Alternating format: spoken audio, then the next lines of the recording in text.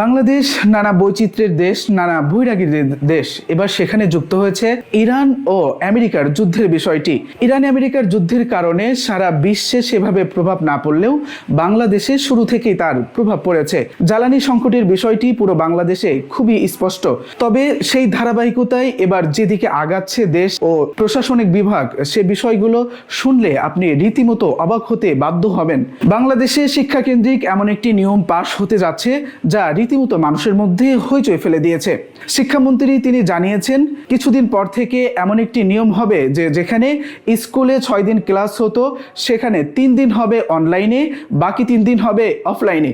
কথাটি প্রাথমিক পর্যায়ে শুনতে বেশ ভালো মনে হলেও এর যেমন কিছু ভালো দিক রয়েছে তেমনই রয়েছে কিছু খারাপ দিক। আজকে আমরা সে বিষয় নিয়ে ছোট্ট একটি আলোচনা করব।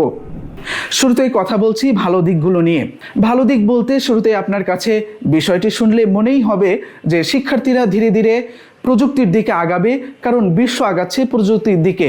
কাজেই শিক্ষার্থীরা যদি প্রযুক্তি নির্ভর হয় তাহলে পরবর্তীতে যে কোনো পরিস্থিতিতে পরিবেশে অনলাইন ক্লাস এটা পুরো বাংলাদেশের শিক্ষার্থীদের জন্য বেশ একটি ভালো ফলাফল বয়ে আনতে পারে এবং যে কোনো পরিস্থিতিতেই ক্লাস চলমান থাকার কারণে শিক্ষার্থীদের পড়াশোনায় কখনোই ব্যাঘাত ঘটবে না বলে মনে হতে পারে। তবে এখানে ভালো দিক যেমন রয়েছে এর চেয়ে বেশি রয়েছে এর খারাপ দিকগুলো। আজকে আমরা সেগুলোকে পয়েন্ট আকারে একটি একটি করে বলার চেষ্টা করব। এখানে প্রথম বিষয় হলো পরিবেশগত বৈষম্য। একজন শহরের শিক্ষার্থী সে যেভাবে ল্যাপটপ, মোবাইল এবং ইন্টারনেটের ব্যবহার পাবে এবং অনলাইনে ক্লাস করার জন্য নিরিবিলি পরিবেশ পাবে, তারই বিপরীতে মফল শহর বা নিম্নবিত্ত যেসব পরিবার রয়েছে যাদের একই ঘরে বসবাস করতে হয়, তাদের জন্য অনলাইন ক্লাস শুধু নামমাত্র উপস্থিতি ছাড়া আর কোনো ফল বয়ে আনবে না। দ্বিতীয়ত, শিক্ষার মান একরূপ না থাকার সমস্যা তৈরি হবে। একই ক্লাসে কেউ অনলাইন অংশে ভালো করছে, কেউ আবার অফলাইন অংশে ভালো করছে। এই বৈচিত্র্য মূল্যায়ন ও ফলাফলে বিভ্রান্ত তৈরি করতে পারে। এতে করে একটি জাতীয় শিক্ষা ব্যবস্থার অভিন্ন মান বজায় রাখা কঠিন হয়ে পড়বে। তৃতীয়ত, দায়বদ্ধতা ও নিয়ন্ত্রণের সংকট দেখা দিতে পারে। অফলাইন ক্লাসে শিক্ষক সরাসরি শিক্ষার্থীর উপর নজর রাখতে পারেন, কিন্তু অনলাইনে সেই নিয়ন্ত্রণ অনেকটাই কমে যায়। অনেক শিক্ষার্থী ক্লাসে লগ ইন করেও বাস্তবে অন্য কাজে ব্যস্ত থাকতে পারে, ফলে শেখার ভান তৈরি হওয়ার ঝুঁকি থাকে, যা দীর্ঘমেয়াদী ভয়ঙ্কর।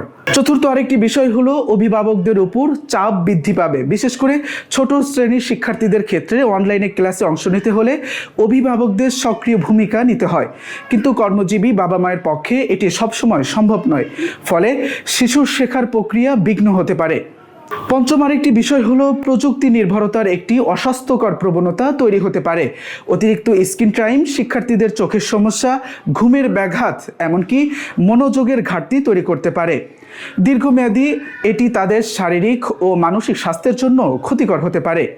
আরেকটি গুরুত্বপূর্ণ দিক হলো গ্রামীণ শিক্ষা প্রতিষ্ঠানের পিছিয়ে পড়া। শহরের প্রতিষ্ঠানগুলো তুলনামূলক দ্রুত প্রযুক্তির সঙ্গে মানিয়ে নিতে পারলেও অনেক গ্রামীণ স্কুল বা মাদ্রাসায় এখন পর্যন্ত পর্যাপ্ত অবকাঠামো নেই। ফলে এই হাইব্রিড মডেল কার্যকর করতে গিয়ে তারা আরও পিছিয়ে যেতে পারে।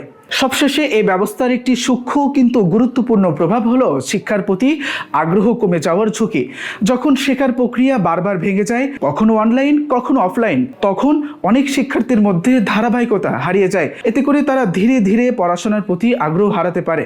বিশ্লেষকদের মতে 3 দিন অনলাইন ও 3 দিন অফলাইন এই ধারণাটি তাত্ত্বিকভাবে আকর্ষণীয় হলেও বাস্তবতার মাটিতে দাঁড়িয়ে এটি কার্যকর করতে হলে আগে সমতা, অবকাঠামো ও প্রশিক্ষণ নিশ্চিত করতে হবে।